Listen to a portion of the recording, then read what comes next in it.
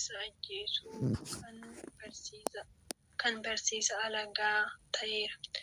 Uummanni Waaqni uume keessaa gara jabeessa akka dhala namaa hin jiru. Uumamni biroos walii isaanii miidhu. Utuu hin taane dhala namaafuu illee kabaja kennanii jiraata. Amantii wanta dhala namaa miidhu jiru dhaluma namaati. Yeroo hundumaa gochaan walii keenyaa irratti hojjennu dirree keenya salphisnee waan Waaqni nu balleessuuf wali fakkeessinee Waaqa illee gaddisiisaa oolla. Silas dhalli namaa walii isaa miti uumamatu biroo Waaqni uumeef illee waan gaarii yaaduu dhiiseera. Uummatni Oromoo dhala namaaf miti uumama biroof illee waan gaarii yaada gaarii qaba. Gochoota badii akkasii akka dalagnu kan nu taasisu barnoota warra alagaa barachuu keenya. Jibbaa fi hinaaffaan kan bara kanaa alagaa keessatti obboleessa ajjeese, abbaan ilma miidha fi salphina kanneen biroos alagaa irraa barannee qe'ee keenya irratti dhaalle. Wal xiqqeessuu, wal salphisuu, wal ajjeesuu, gochaan taane walirratti raawwachuun kuni alagaa warra biroo irraa baranne. Dur akkas hin turre. Oromoon aadaa fi safuu qaba. Kana kan nu barsiise warra alagaa irraayi. Yaa Waaqayyoo waan kana maaliif akka nutti fidde situ beeka. Biyya keenyaaf, naannoo keenyaaf, uummata keenyaaf ati araara godhi. Nagaa Waaqayyoo isiniif haa baay'atu. Nagaa keessanis hin daganne. Dhugaa dubbachuuf baay'een rifadhe. Ani amma isin dubbisaa jiru kana ammuma kanan sooshaal miidiyaa FB irraa arge jechuudha. Obboleessatu obboleessa ajjeese. Akka nama waan salphaa namatti fakkaata. Dhugaa dubbachuuf ani yeroo barreeffama dubbisu baay'ee natti dhagahame keessi koo baay'ee na hollate jechuudha. Nagaa maal qabnaa miti dhugaa dubbachuuf nagaan Waaqayyoo isiniif haa baay'atu. Bakka jirtan isin jechuun jaalladha obboloota kiyya hordoftoota kiyya bakka jirtanitti nagaan isiniif haa baay'atu. Wanti sooshaal miidiyaa ta'aa jiru kun baay'ee nama jibbisiisa, baay'ee nama gaddisiisa. Obboleessatu obboleessa isaa ajjeese. Akkuma suuraa irratti amma argaa jirtan kana waan nama jibbisiisu, waan nama gaddisiisu jechuudha. Waan dhalli namaa irratti raawwanne waan yeroo biraa halaala ilaallee gaddinu biyya keenya keessatti ta'aa jira jechuudha. Taateen yeroo biraa sooshaal miidiyaa irraa isaa ta'u akkasuma bakka odeeffannoo garagaraa dhageenye gaddinu har'a naannoo keenyatti, ollaa keenyatti, biyya keenya keessatti ta'aa jira jechuudha. Waaqayyo biyya keenyatti haa araaramu. Waaqayyo nagaa haa fidu. Obboleessi obboleessa ajjeesu, abbaan ilma ajjeesu, akkasumallee ilmoon abbaa ishee ajjeesu gochaan taa'ee raawwachuun kuni namni jaalatee akkanan godhu dhugaa eenyumtuu jechuudha.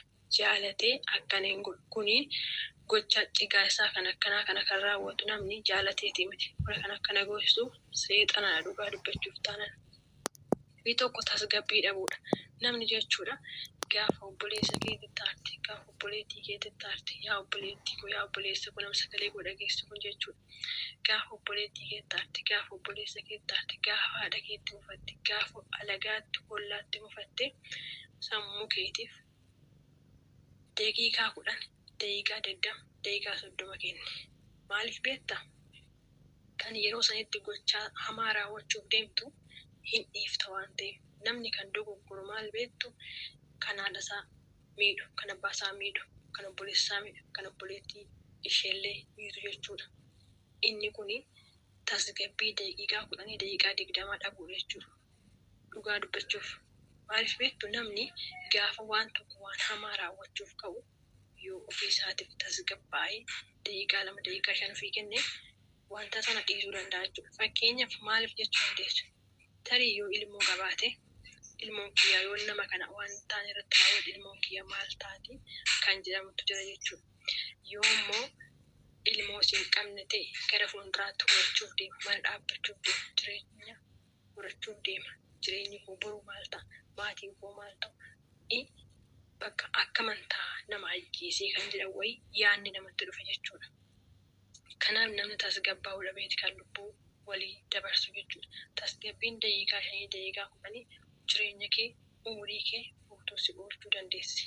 Kanaafuu namni kan ta'uudhaaf maaliif namni jaalatee deemtu dhugaa dubbachuuf taana egaa rakkina isaanii waldatti walajjisaan waan irraa beekuu qabu. Sooshaal miidiyaa irraa argee fide malee ofii kiyyaaf waan irraa beeku tokkollee hin qabu. Garuu namni gaafa wal lolee gaafa nama walitti oofate tasgabbii ofii kennuun baay'ee gaariidha jechuudha. Waanuma fe'ee yoo aartanii yoo dubbattan dhugaa daqiiqaa 2 daqiiqaa 3 ofii kennaa keessa deddeebi'aa ilaalaa jechuudha. Abbaa fe'ee waan taane wal sagalee kee dhageessan gaafa akkana gootanii dhugaa waan wayiitti dhufe isin tasgabbeessa jechuudha.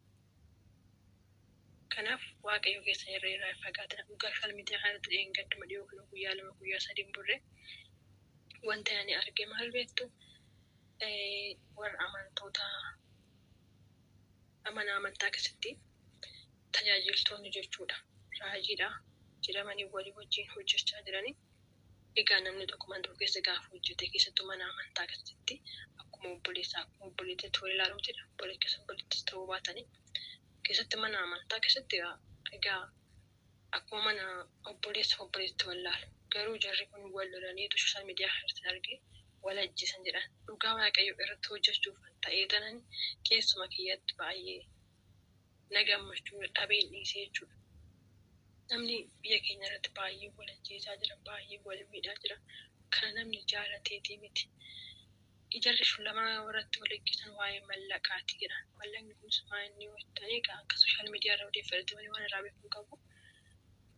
Gara biyya alaatti mana amantaatiif ergamedhaan birrii 40 akka ergame kun inni tokko akkaawuntii kiyya irratti haa galuu jedhan. Inni tokko immoo waldaan fakkeenya manni amantaa tokko akkaawuntii mataa isaa qaba waan ta'eef akkaawuntii waldaa irratti haa galuu jedhan oduma kana irratti walta garaagaraa jiranoo. Inni tokko immoo akkaawuntii kiyya irratti haa galuu jedhan. Kana jechuun garuu walta garaagaraa kan marratti jiran wal ajjeesanii jedhamee sooshaal miidiyaa irratti dubbatama jechuudha. Odoo yeroo sanitti jechuudha.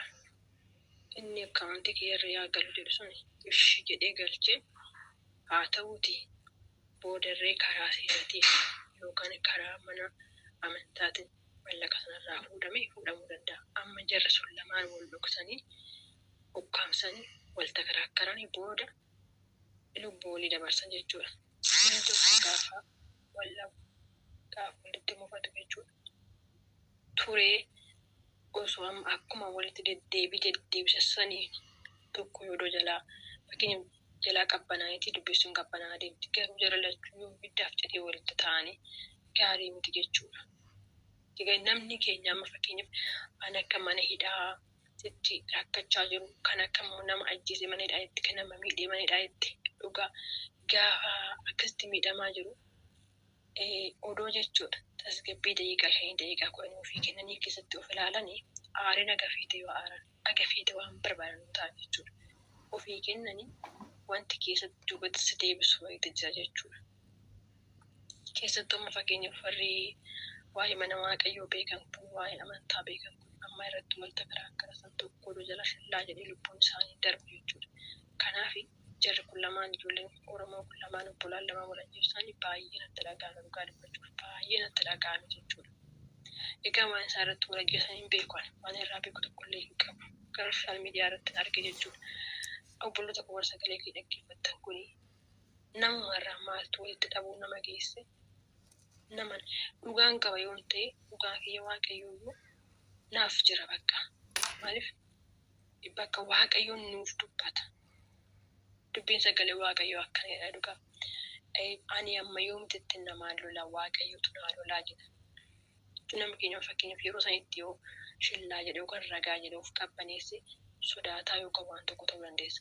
Sodaata nama sana ta'e malee jireenya bara gaabbii bara keessa galuun sodaata taatee jiraachuu si wayya. Dhugaa kun immoo sodaata miti nama sammuu qabu. Namni tokko gaafa tarii si wal jiraata si lolu ragaa jechuun nama sammuu qabu, nama beekuma qabu, nama jireenya kee maal ta'a jechuudha malee tarii nan tuqu inni sitti eekama ati sitti duttaa inni sitti dutaa iddoo keessan lamaan homtuu hin jiru xaaf jennaan bakka yookaan wal bursuu yookaan qaama walii cabsuu yookaan immoo lubbuu wal baasuu jechuudha. Kana waaqayyo namaa oolchu dhugaa waaqayyo namaa oolchu bakka obboleessa ofii ajjeesuu jechuun amma tarii manuma hidhaa deemaa ta'a dhugaa jireenya bara baraan gubata namni nama ajjeesee boqonnaa qabu tokkollee hin jiru. Nama ajjeesuudhaafis immoo aangoo kan qabu tokkollee hin jiru jechuudha. Maaliif lubbuu waaqayyo yeroo barbaadetti akka barbaade godhamanii nama ajjeesaan jenne baay'een itti gaddi dhugaa dubbachuuf taananii egaa waaqayyo waan akkanaas irraa haa qabu. Isin jechuun yaadni ani qabadee dhufe guyyaa irraa kana asuma irratti xumuraa eebbifamaadha.